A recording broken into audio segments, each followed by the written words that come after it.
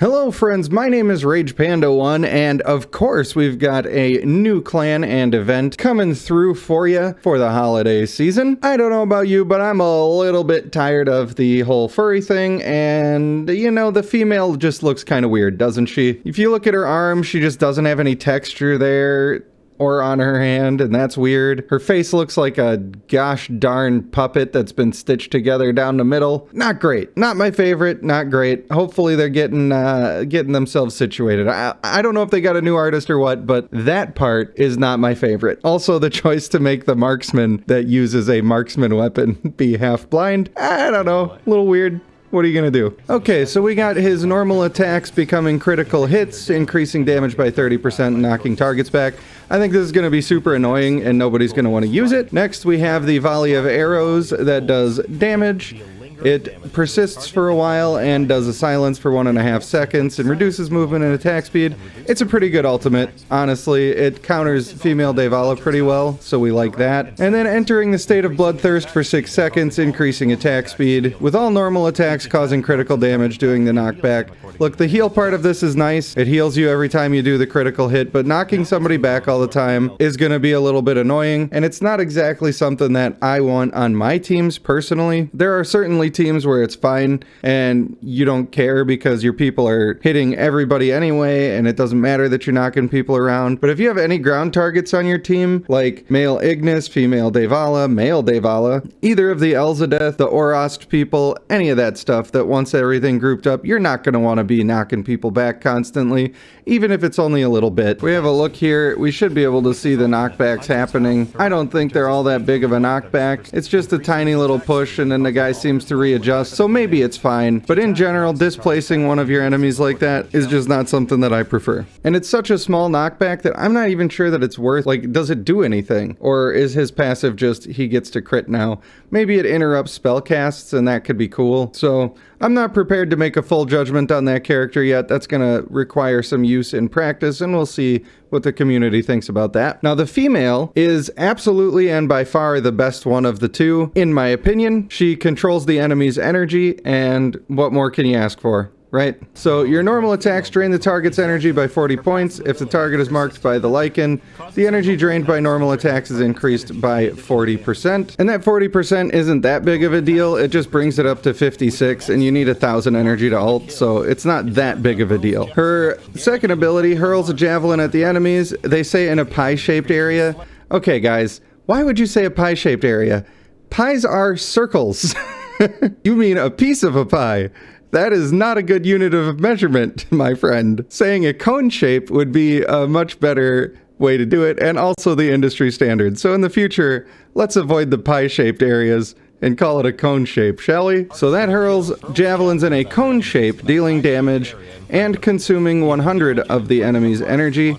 And it also puts the mark on there that expires after 8 seconds. We get a little bit of energy back if that person who is marked is killed. Now, I've heard some people say that this is going to replace the Male Yevnayan. I'm not sure it's quite that good. Male Yevnayan can literally delete an entire energy bar.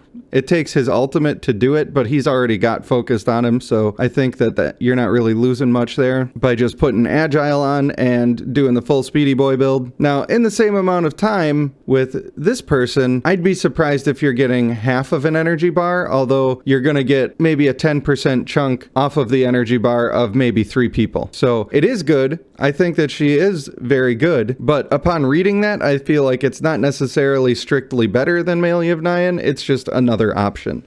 And I hope that that's true because that's what we want from this game. For the ultimate, we're going to hurl a javelin at each of the enemies, dealing damage equal to a % of strength, and also additional damage based on the target's current energy. For each 1%, they really word these things wrong, don't they? For each 1% less energy the target loses, damage is increased by 1%. So I think that means that if you attack somebody who has 10% energy, you'll do 90% extra damage, and that could make this a very good skill. And in fact, it would make her really strongly paired with a Male Yevnayan rather than just being a replacement for Male Yevnayan. And I think that would be a pretty fun combo, honestly. Of course, I don't personally have any stones, so this one's going to be out of my reach. I've spent money the one time on my account, and you know what? I kind of regret it. So I don't think I'm going to be spending this time. Then we have our clan trait of Steadfast. Again, this is a thing where you just can't judge it without the actual numbers being in place, but it says when taking skill damage, you gain a shield that absorbs damage equal to a % of the champion's strength, and the cooldown is 5 seconds. So having such a short cooldown is really good, but that leads me to believe that the shield is just not going to be very good. Although there are some people who might want to use it. Maybe some of your Orast people would do well with that. The only problem there is you're not stacking much strength, so then it might counter that out as well. And if you're on your damage people, you don't want to waste a trade on this. That's just not the play. Unless we're talking a shield of like 500% of your strength, it's probably not going to be very worth having. It'll be fine for being on the character themselves, but that's about it. As well as all of that fun stuff, we also have some other patch notes coming. Of course, we have the clan and their event. We have multiple festival events on their way. This is all coming tomorrow. This is basically the same as the other holiday events, but this time it's Christmas. Yay! Or Hanukkah or whatever the thing is that you do. I guess I'm supposed to say holiday. Holiday event. It is a holiday event. There is another city skin that is available. Now, it says you can purchase a pack to make the skin permanent. So maybe they're getting rid of the having to spend $10 every day for 5 days thing, and maybe they're actually putting it in a pack like we want. Now listen, the game isn't perfect, but if they continue to make changes that are in the direction of the things that the customers are saying that they want, then I will continue to support the game. So hopefully they did that. That would be a great little extension of an olive branch to yet again reaffirm that they are listening to us and they're doing their best. It says they optimized the 3D models for the Griffin clan. Not exactly sure what that means, but based on the recent art they've been putting out for character models, I'm not sure I love that idea. We'll see if it's better or worse. They've also got some new headgears for the challenges that are coming through the event, some emoticons, and a set of fireworks that you can use on your city screen. So that's festive. Isn't that festive? And of course, we've got a bunch of bug fixes here. There's a bug where the rewards for a single round of guild conquest would be displayed incorrectly, a bug where domination quest in the guild conquest cannot be completed, fixed a bug where points were not correctly shown in the season's individual kills leaderboard, fixed a bug where the server was not correctly shown in the season's individual kills leaderboard, a bug with erroneous sound effects that were being played on the Devala, Orast, and Hyrule clan information pages, fixed a bug where Doombringer, Lycanis, and Tidestorm clan hybrids were displayed incorrectly. I wonder if that's also going to fix my female Lionstone, who should be part Fulgur right now, but is not, and that's disappointing. Fixed a bug where after champion marriage, the wings of the scorching fire would fall on the ground in battles.